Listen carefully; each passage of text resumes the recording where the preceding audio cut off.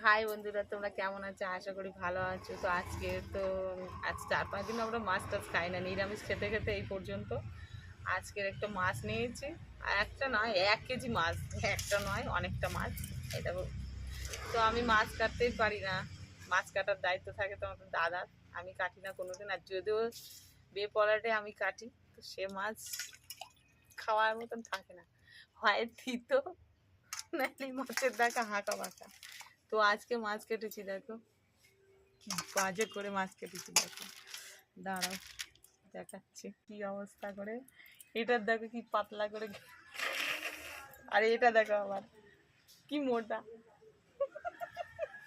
এটা কিনা মোটা দেখো, মানে মাছ কাটার কোনো ধরন নেই। তো কি বলবো বলো, আমি তো মাছ কাটি না, তো এই দেখো এটা প্র্যাকটিস করবো। তো তো দেখো মাছের আমি মাছের আমি পিন্ডি সেন্ডি করে দিয়েছি, দেখো কি হাল করলাম, 4 পিস করে ফেলেছি। এবার কাঁটা বার করে ফেলেছি জ্যান্ত মাছে। তো এই দেখো মাথাটা দেখো কি করে মাথা কেটেছি। আর এই দেখো এগুলো কি মাছ বলবে তোমরা কমেন্ট করে, এগুলো কি মাছ।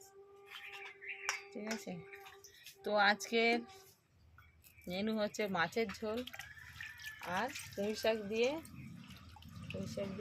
মাছের মাথা,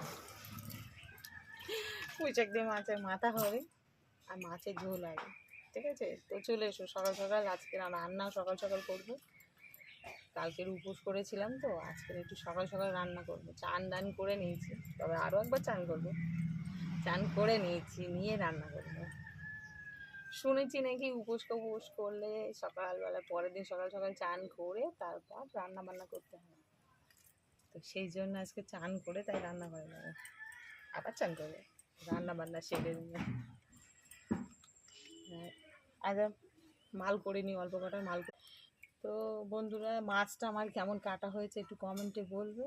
আর ঝাই মাছ করে তো কেটে রেডি করে ফেলেছে।